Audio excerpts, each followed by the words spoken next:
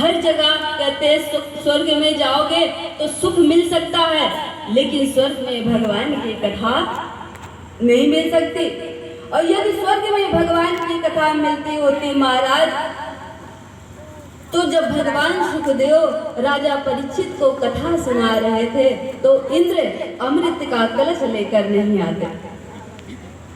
यदि स्वर्ग में कथा मिलती तो इंद्र उस कथा के बदले कीर्ति, महाराज अमृत क्या है, कहते हैं उस अमृत के लिए कितना परिश्रम किया गया, भगवान ने कितना अवतार धारण किया। जब समुद्र का मंथन हो रहा था उस बीच में भगवान को कितने अवतार धारण करने पड़े, और उस अमृत के लिए देवासुर संग्राम हुआ, जो महासंग्राम है महाराज, किसके लिए, मात्र अमृत के लिए। और विचार कीजिए आज वही अमृत क्या हुआ कि जब भगवान सुखदेव परीक्षित को कथा सुना रहे हैं तो देवता वो कलश में भर के अमृत लेकर आए और क्या बोलते हैं महाराज, जो आप कथा अमृत परीक्षित को दे रहे हैं वो अमृत मुझे दे दीजिए और बदले में ये सुधा अमृत ले लीजिए, बदले में सुधा अमृत ले लीजिए। विचार करिएगा, जब वो अमृत जो कितनी कीमती थी, जिसके लिए इतना महायुद्ध हुआ, और वो अमृत आज देवता महाराज घाटे का सौदा नहीं करते, देवता जैसा होशियार कोई भी नहीं है, लेकिन आज स्वतः ही देवता क्या करते हैं, वो कलश की अमृत लेकर आते हैं और बदला करना चाहते हैं, बदली करना चाहते हैं, किससे, कथा अमृत से। विचार करिए कि जब वो अमृत इतना कीमती है कि महाराज जब स्वर्ग में कोई जाता है ना तो कहते हैं स्वर्ग में जाओ तो देवता अमृत पिलाते हैं, लेकिन इस भूल में मत रहना क्योंकि देवता अमृत पिलाते नहीं। अगर अमृत पिलाते होते और कलश की अमृत कब की खत्म हो गई होती, महाराज बस दूर से दिखा देते या सुंघा देते, बस उतने में हमारी संतुष्टि हो जाती।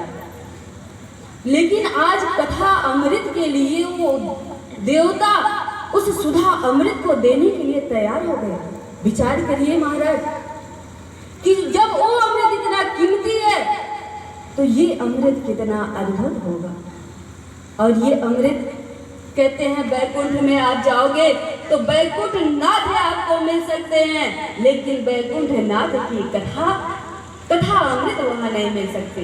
और यदि मिलती होती तो हनुमान जी साथ ही जाते। हनुमान जी भगवान जब जा रहे थे, हनुमान जी ने इनकार कर दिया, प्रभु मैं नहीं जाऊंगा।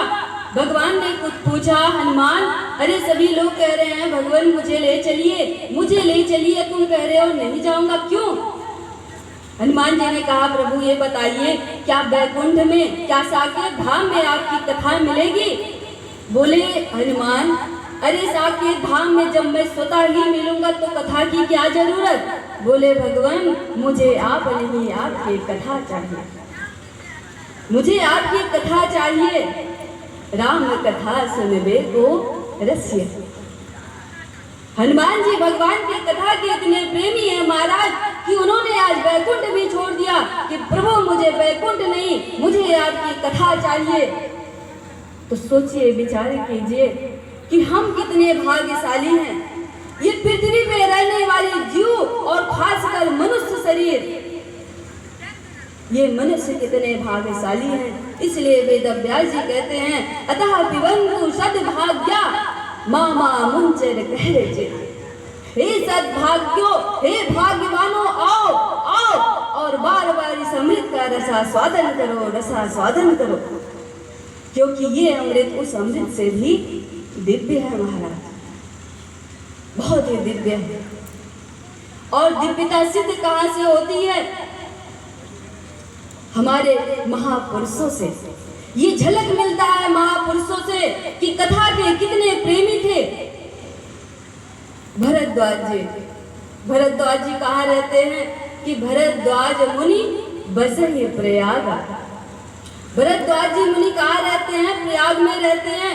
और उनकी विशेषताएं क्या बताई गई है महाराज कि तीन ही राम पद अति अनुरागा। भरद्वाज जी का राम जी के चरणों में अनुराग है।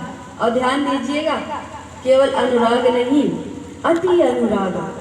अत्यंत प्रेम है।